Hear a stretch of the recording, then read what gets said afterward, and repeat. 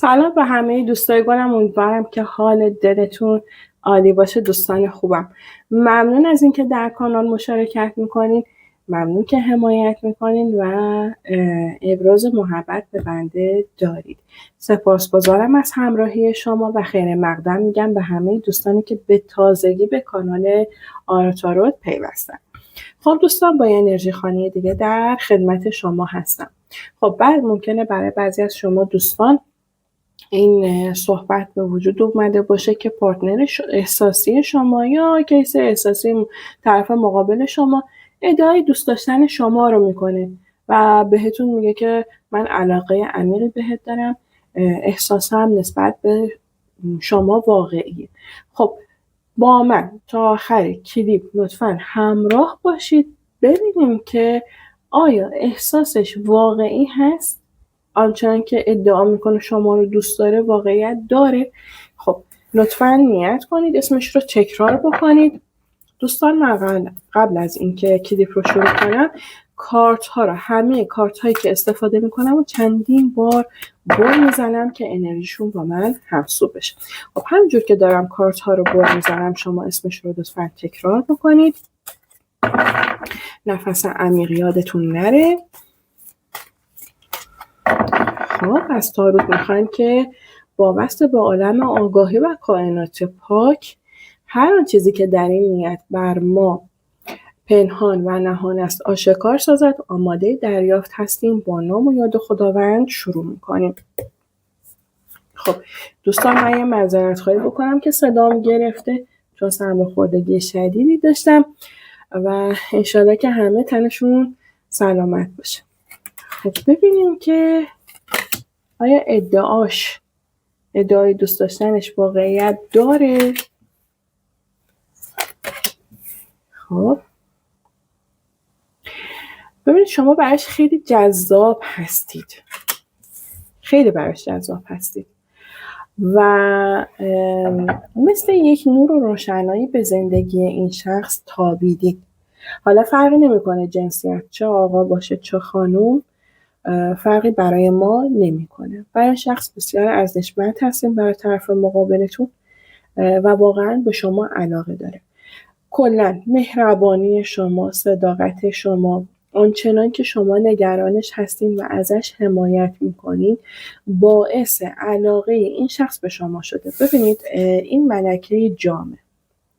ملکه جام حالا برای خانم یا آقا فرقی نمیکنه. اگر شما آقا باشید، خب طرف مقابل شخصیت بسیار مهربان و حساس شما براش چجوری بهتون بگم جذابیت خاصی داره و باعث شده که به شما بیشتر از این علاقه‌مند بشه. میدونه که شما حامیش هستین و اگر شما خانومید خب باز مهربانی، لطافت، نازکدلی که دارید، همیشه مواظبش هستین، پیگیرش هستین. ببینید این خانم چجوری ملکه جام، چجوری حواسش به جام یا در واقع همون احساساتش حواسش به اون هست که از دستش نیفته، مراقب بشه، داره نگاش میکنه.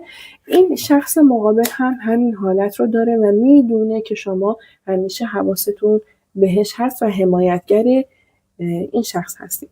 از لحاظ جذابیت براش واقعا جذاب هستین. کلا شخصیت شما رو خیلی دوست داره.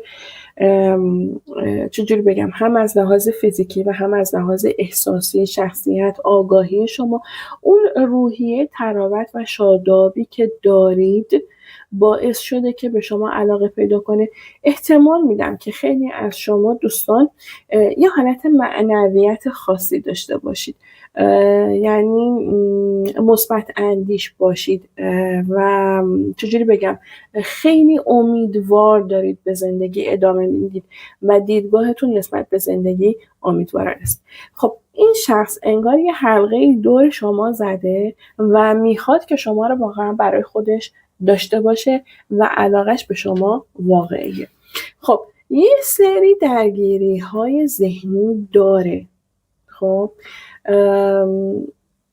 علاقه، وقتی که کسی به شخص علاقه پیدا میکنه خب ذهنش درگیر اون شخص میشه، مدام بهش فکر میکنه، دوست داره یه کارایی رو براش انجام بده، یه تصمیمات جدی هم میخواد بگیره. شخص مقابل شما گاهی تندخو میشه، عصبی میشه، دمدمی مزاج میشه که در واقع این تحت تاثیر چجوری بگم کنکاش های ذهنیش هستش، کنکاش های احساسیش هست. ولی اینکه بخوام به شما بگم شما به شما علاقه داره، واقعا به شما علاقه داره و حتی توی جمعی که قرار میگیره، حتی توی جمع خانوادگی از ابراز علاقه به شما هیچ ابایی نداره و در مورد شما مدام در حال صحبت کردن. ما اینجا 10 سکه رو داریم، 10 عدد بالایی، یعنی غایت یک چیزی، هدف و نهایت یک چیزی. این شخص میخواد شما رو داشته باشه برای خودش و ابراز علاقه‌ای که میکنه میتونه واقعی باشه. خب ببینیم تاروت دیگه در موردش چی داره بهمون بگه. ببینید وقتی در کنار شما هست واقعا خوشحاله، احساس شادابی میکنه، احساس نشاط میکنه، خنده روی لبش هست. شما در واقع میتونید معجزه زندگی این فرد هم باشید. ببینید میدونه داره چه کار میکنه، هدفش کاملا مشخصه و احساس رضایت داره. دیدید آدم وقتی یه چیز به هدفی میرسه، یه کار رو انجام میده، یه چیز رو در نظر داره انجام میشه، یه نفس راحت میکشه، میگه آخرش اینم انجام شد. این شخص هم همینطوره و احساساتش چیزی نیستن که از دیگران بخواد پنهان بکنه. حتی از این احساسی که به شما داره احساس غرور میکنه، میگه که این شخص رو من واقعا دوست دارم و از دوست داشتن شما یک غرور خیلی خوشایندی داره. ولی خب گاهی جدیداً دچار دلشکستگی هم شده، توی 3 وعده از دستتون ناراحت شده با اینکه شما رو دوست داره، توی 3 وعده از دست شما ناراحت شده. ببینید علاقش به شما عمیقه، شما رو واقعا دوست داره، ولی توی 3 وعده اخیر یک ناراحتی بین شما به وجود اومده که باعث شده این شخص دلش بشکنه.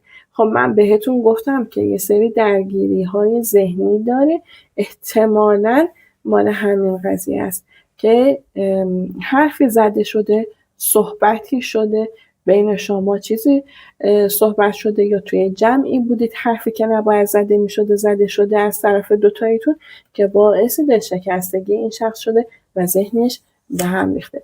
ببینیم که تاروت چی داره دوباره به ما بگه.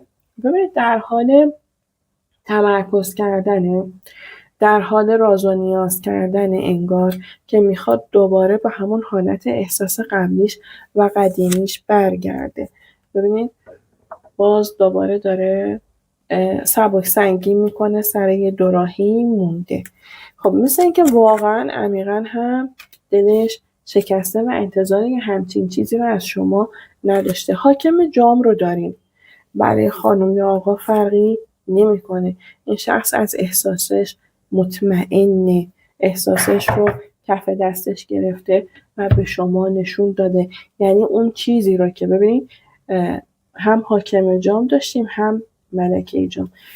ببینید جام نماد احساسات هست. ببینید این دوتا کارت جام رو چجوری توی دست خودشون به صورت واضح گرفتن.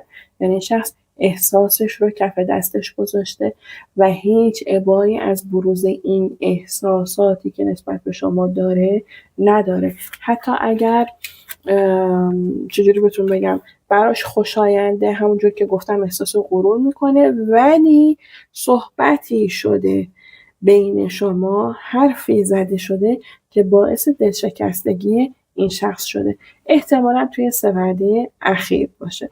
خب دوستان این انرژی خانی کلی ممکنه قسمت‌های با احوالات شما مطابقت داشته باشه ولی قسمتش نه.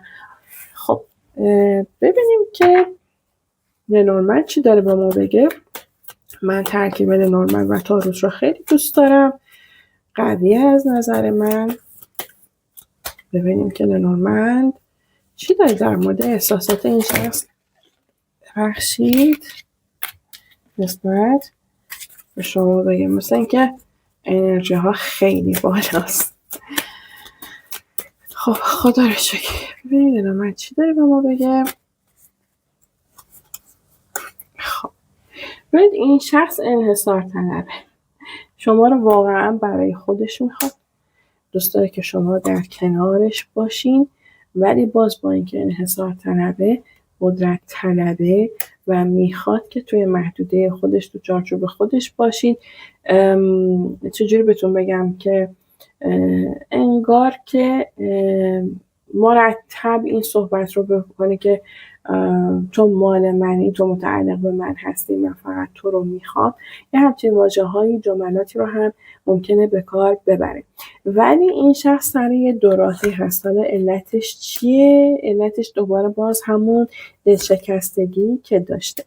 حالا ممکنه این سر دوراهی موندن ها و دلشکستگی ها از طرف اطرافیانش هم باشه. یعنی اطرافیان این شخص روی ذهنش، احساسش تاثیر گذاشتن، یا اون صحبت هایی که بین شما رد و بدل شده که باعث دلشکستگی شده سر دوراهی قرارش داده. خب ببینید دوباره داره باز خودش رو جمع و جور میکنه، ذهنش، فکرش و احساسش رو میخواد دوباره اون قدم محکمی که توی رابطه با شما رو داشته دوباره اونجوری قدمهاش محکم بشن. خب از این یکی لنورمند هم یک کمک بگیریم ببینیم این لنورمند چی داره به ما بگه. خب اگر طرف مقابل شما آقا باشه میتونیم بگیم که چجوری بهتون بگم، یه شخصی که سخت کوشه، حد و مرز داره، چارچوب داره، قاعده و قانون، قوانین شخصی خودش رو داره، دوست نداره هر کسی سر از کارش در بیاره، یه جورای احساس مالکیت و انحصار طلبی داره روی دارایی‌هاش، روی روابطش با دیگران، کسایی که دور و برش هستن، حامی خیلی خوبی هستش، حامی قدرتمندیه. از لحاظ ظاهری هم میتونم بگم که درشت اندام هستش، عضلانی نه ولی درشت اندام. اگر خانوم باشه هم که یه همچین شخصیتی رو داره، ولی از لحاظ ظاهری ممکنه مثلا خب قد بلندی داشته باشه، برای خانوم خارج از حد معمول باشه قد بلندش. خب بریم ببینیم دیگه این کارت خودش پرید، ببینیم چی میخواد بگه. بله این شخص شما رو در دایره ارتباطی خودش میخواد و کارت حلقه رو به من داد لنورمند. خیلی جالبه، یعنی ارتباط مستحکم رو میخواد، ارتباط قوی با شما رو میخواد، دوست داره که شما رو برای همیشه داشته باشه و شما وصل به جونش باشید، در واقع با همدیگه باشید و اون تعهد با شما رو میخواد، ولی ترسی رو داره این وسط. حالا نمیدونم ترسش از چی هست. ببینید من احساس میکنم این شخص یه سنگینی ممکنه همراهش داشته باشه. سنگینی ها رو ممکنه تحت تاثیر حرف اطرافیان قرار گرفته باشه، انرژی منفی گرفته باشه، فکر و ذهنش به هم ریخته، یا دوست ندارم این رو بگم ممکنه تحت تاثیر دعا و یا طلسمی باشه. سنگینی این هم میتونه باشه. متاسفانه اینو باید بگم. ببینیم که شخصی که میتونه خیلی روش تاثیر بذاره یه خانومی هست دور و بر این آدم. حالا فرقی نمیکنه طرف مقابل شما خانوم یا آقا باشه، خانومیه که روش تاثیر میذاره، باهاش مدام صحبت میکنه. اگر هم سنگینی باشه از طرف این شخصه که ذهنش رو به هم ریخته. ببینیم یه اعتراف ازش بگیرم، ببینم روحش در مورد شما چی داره بگه. خب من کارتارم از قبل بر زدم.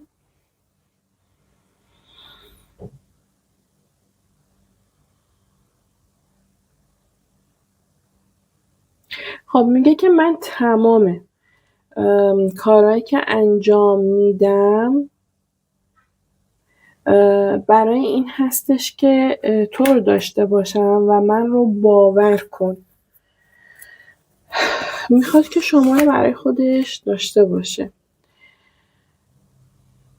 میگه که من از این که از طرف تو رها بشم میترسم، یا اینکه بخوام تو رو رها بکنم هم میترسم.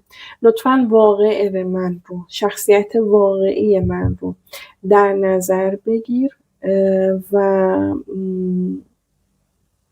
این روح من رو در نظر بگیر، خواسته های واقعی من رو.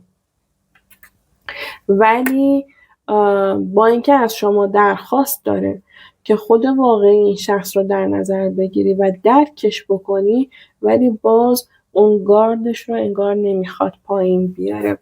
یه گارد خاصی رو داره، نمیدونم چرا اینجوری داره میکنه.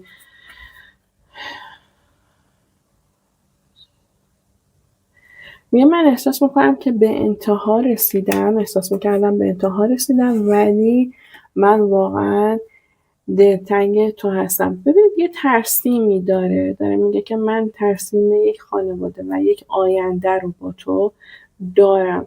به جاهای هدفم این هستش، ببخشید من اینو خاموشش کنم.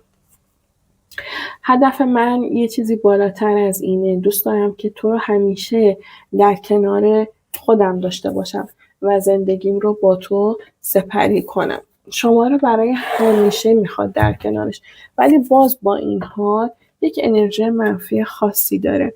حالا میگم ممکنه تحت تاثیر صحبت‌های دیگران باشه، ممکنه تحت تاثیر طلسم یا جادویی هم باشه. سنگینی داره، انرژی منفی داره، ذهنش به هم ریخته است، ولی از احساسش نسبت به خودتون شک نکنین. خودش انگار یک جنگ درونی داره.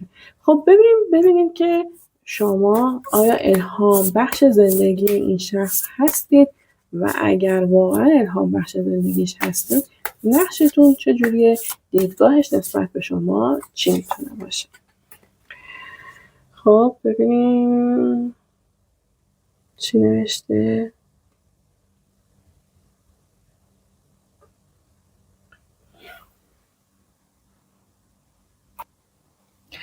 خب شما برای این شخص واقعا الهام بخش هستین و داره از در کنار شما بودن الهام میگیره. حالا موضوعاتی که ممکنه مربوط به زندگیش باشه، بخش خاصی از زندگیشه، شما الهام بخش اون بخش خاص از زندگیش هستی. خب تو از بخش شد این سری. شخصی هستید که براش که چشمش رو به روی واقعیت ها باز میکنه، یعنی همراهش هستین و در کنار شما انگار که واقع گرا شده، واقع بینانه شده و دیدگاهش نسبت به زندگی واقعی شده و فهمیده که چی میخواد از زندگی، چه هدفی داره براش میجنگه، داره براش تلاش میکنه برای هدفش توی زندگی. و در نهایت ببینیم که احساس صمیمیت و خوشنودی با شما میکنه، یعنی شما الهام بخش یک روح خاص و یک حس خاصی در این شخص شدید. شاید قبلا اونجور که باید و شاید این شخص نسبت به زندگی امیدوار نبوده، یعنی در واقع نه با خودش، نه با زندگیش، نه با سایرین حالت صمیمی و اون ارتباطی که باید داشته باشه نداره، ولی الان در اثر صحبت با شما، همدم بودن با شما و همنشینی با شما به این احساسات دست پیدا کرده و در واقع یه جورایی متحول شده. خب پس این شخص در حال تحول هستش یه جورایی. امیدوارم که به اون احساس واقعی که نسبت به شما داره جهت بده و هر آن چیزی که برای شما، هر دو طرف، هم شما هم شخص مقابلتون، برای اون خیر هست اتفاق بیفته و جز خوبی و خوشی و خیر چیز دیگه پیش راهتون نباشه. خب دوستان ممنونم که تا حالا همراه من بودین. از اینکه لایک میکنید، کامنت میذارید و شیر میکنید برامون دست از دوستانتون که میدونید این ویدیو و این کلیپ میتونه یه جوری کمکشون کنه. ممنون هستم. حتما برام کامنت بذارید. منتظر کامنت های شما هستم و قطعا بهشون پاسخ میدم. حضور گرم شما در کانال مایه افتخار من هستش. خب روزگارتون خوش. بدرود.